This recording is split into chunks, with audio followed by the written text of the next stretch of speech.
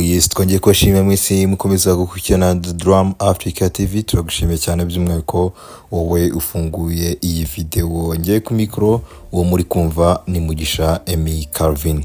Tugiye kugaruka by'umwihariko ku ikipe y'igihugu y'u Rwanda Amavubi yakinaga umukino w'umunsi wayo wa gatanu mu rwego rwo gushaka itike y'igikombe cy'isi cya 2026. U Rwanda rwakinaga n'ikipe y'igihugu ya Nigeria kuri stade Amahoro i Remera. U Rwanda nkuko mubireba ni umukino wari witabiriwe ku bwinshi. Stade y'Amahoro yapfutse yuzuye ibihumbi bigera kuri 45 by'abantu bose bicaye nta kibazo bafite muri stade Amahoro i Remera. Stade isa neza cyane. Ni umukino kandi wari witabiriwe n'umukuru w'igihugu cy'u Rwanda ndetse n'umuryango we, uwo nta wundi ni nyakubahwa Paul Kagame, perezida wacu w'u Rwanda. Perezida yari ari kumwe n'umudamu we, Madame Jeannette Kagame, ndetse n'umukobwa we Ange, ndetse n'umugabo wa Ange, n'abuzukuru ba perezida wa Repubulika y'u Rwanda Paul Kagame. Bigaragaza urukundo rukomeye perezida wacu w'u Rwanda akunda umukino w'umupira w'amaguru muri rusange, kuko ibi ngibi nkuko mubireba ni gake cyane ubibona muri Afurika ko abakuru b'ibihugu bashobora kuza n'umuryango wabo ndetse n'abuzukuru kureba umukino. Iki ni ikintu gikomeye cyane, ndetse mwisura basa bishimye bose muri rusange.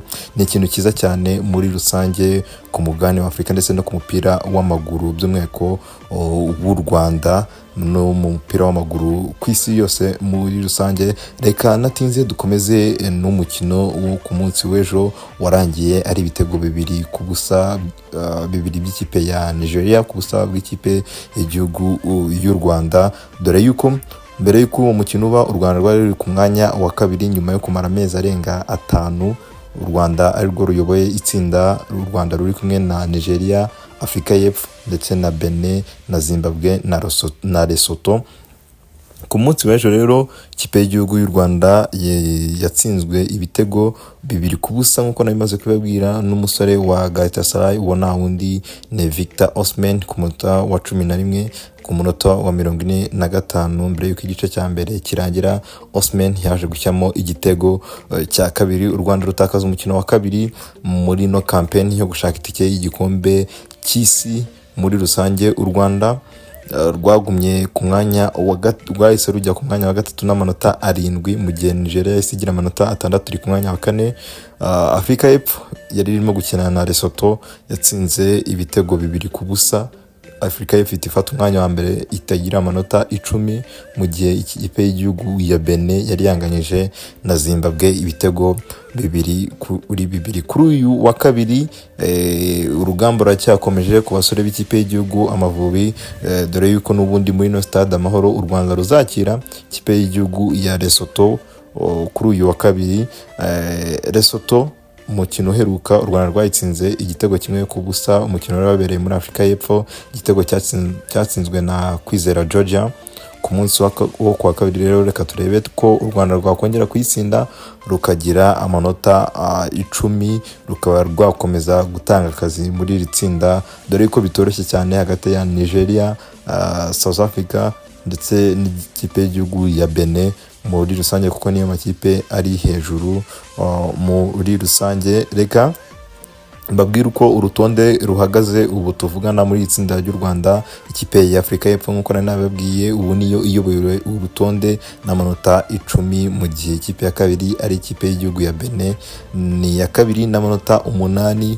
Ikipe ya gatatu ni ikipe y'igihugu y'u Rwanda Amavubi n'amanota 7, mu gihe ikipe ya kane ari ikipe y'igihugu ya Nigeria Super Eagles n'amanota 6.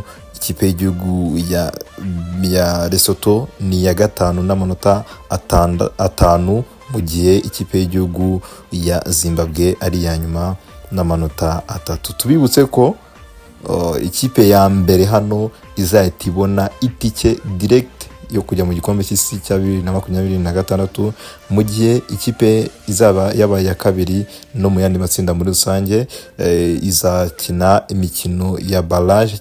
Bazafata amakipe 4 ya mbere, ubundi agende akuranamo, ubundi azitwara neza azamuke azahure n'ayazaba yaritwaye nabi ku yindi migabane.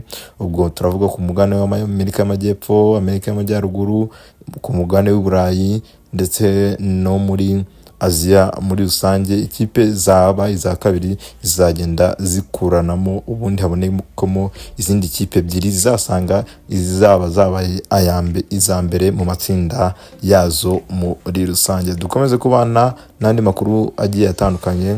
Njyewe ni Mugisha Emmy Calvin, dukomeze kubana ahantu hose. Kuri Instagram ni Mugisha Emmy Calvin, kuri Facebook ni Mugisha Emmy Calvin. Hasta la vista.